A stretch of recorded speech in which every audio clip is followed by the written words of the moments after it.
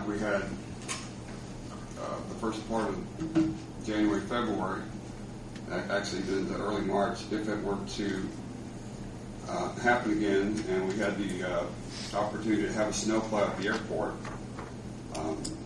that maybe we have a plan as far as where they put the snow, just so it doesn't block hangars if people do need to get their planes out.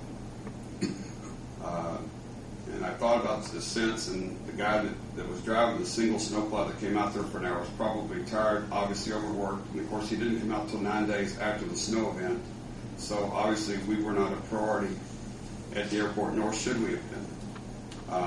All I asked was very simply that they be a little bit more careful about where they put the snow as they plow it off. Simple request, and that's all I meant it to be. When Gene got through with it, I guess the airport event broke. We were needing county funding to stay open. She starts referring to some airport in Idaho. I mean, I don't know what that's all about. But she used me as a sounding block to cause additional problems for the airport, or at least keep it out there for people to hear about. The information that she put in here is absolutely false. She used me to get to you guys, and I guess I want to go on record that if she does that again, I am going to make it my mission to ruin her financially in any court that will hear the case. I mean, she's jeopardizing my credibility with the airport board as well as with Greensburg. And if you read these blogs, they make absolutely no sense whatsoever. Why are we talking about Idaho, an airport that's having problems in Idaho? Well, if you're in the state of Idaho, I'm sure you're having problems. So that has nothing to do with Greensburg. It has nothing to do with the airport budget or your financial stability. But yet, here it is. So I apologize, I guess, for her. And that wasn't my intention. That's all I got to say.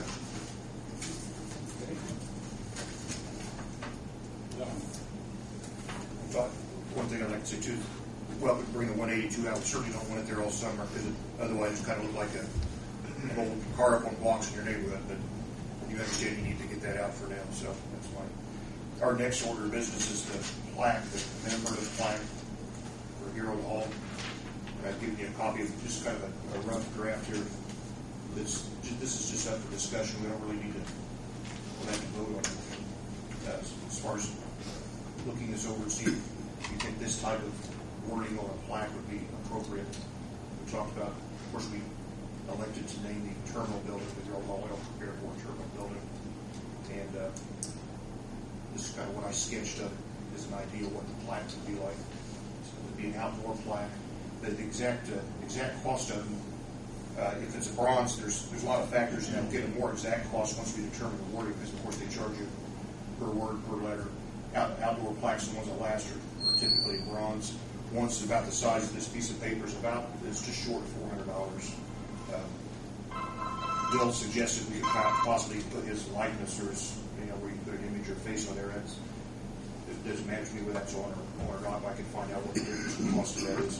But anyway, this is the wording or my suggestion for plaque. I'm certainly hurt my feelings if you want to change or alter or add or delete anything there. I thought we could also run it by his wife, his widow Alice, and see if make sure we got the birthday right, and if she has any comments or anything she'd like to add or to say about the plaque. This is just a kind of rough draft. We'll see what anybody else thinks about it. Yeah, I think it's very nice. Actually, the idea of maybe having, I don't know what it would cost to do that, to have Harold's image. You know what you're talking about. Yeah. That might actually be a nice thing to do. Yeah. Now, provided it's not reasonably expensive. Sure. I'll find out both ways, this with and without an image. There's a nice photograph of him that they had in the Greensburg Daily News. It was a bit, but we'll see what that would look like. Another couple considerations about that is, the current terminal building is just a simple vinyl-sided building. So I don't know if it's really appropriate for a bronze plaque on a vinyl-sided building with just slats. I don't know how you deprived them out someplace or someplace different. But it's anticipated, we talk about that in the future, if there's a new terminal building put up that may be of masonry or something else that would be more suitable for that sort of building, then I don't know where we would. And the reason I bring that up, when we order it, it comes with different backings on it, depending on what you want, if you want to mount it on concrete or if you want to mount it on masonry. And not that couldn't be changed or altered, but I'm trying to figure out, for the time being, or at least for now, where we would mount that. I can't see us mounting that on the vinyl sided slabs, but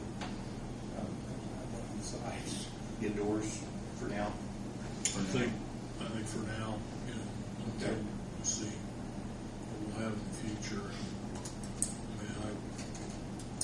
I would think that the intent of this would be that in the event a new terminal building is built, that this would transfer to that building as well.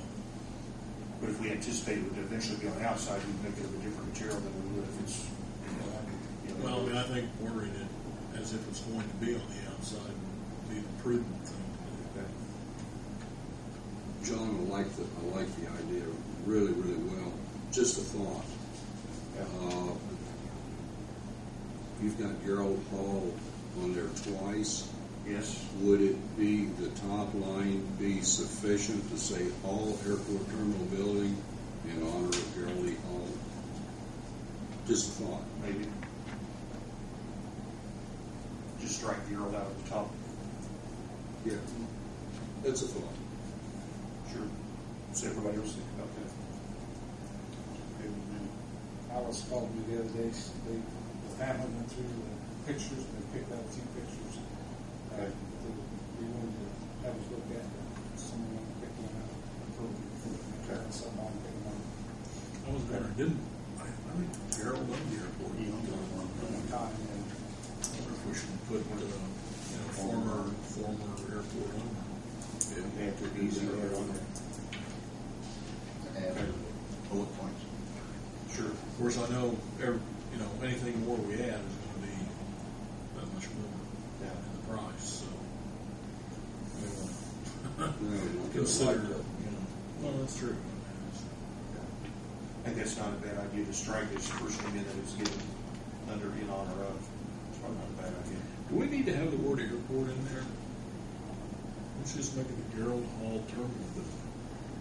Right, and the one reason I thought about it, you go to the Hall Terminal Building, and it's like, is it a hall or is it a terminal?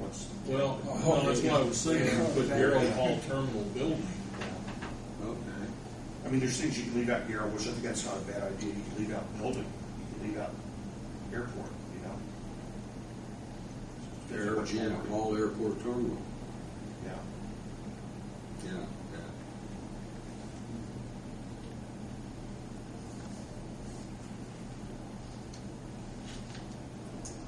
What do you think? I think we just make it Gerald Hall Terminal Building, because I think Gerald's name should be in there. I'm like you when I think, Hall Airport Terminal, it's kind of unfortunately, his last name is equated with something else. So I think this might be Gerald Hall Terminal Building in honor of Gerald E. Hall. So you would strike the word airport then? I would think so. That's kind of redundant, isn't it?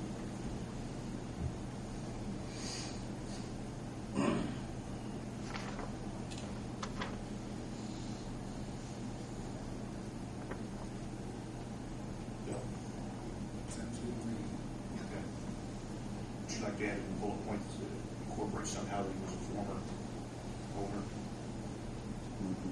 I think so.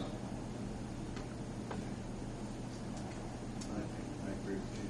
And did we say that was a fact? He was in fact an owner. Is that correct? Yes. He was. Okay. Yeah, yes. Okay.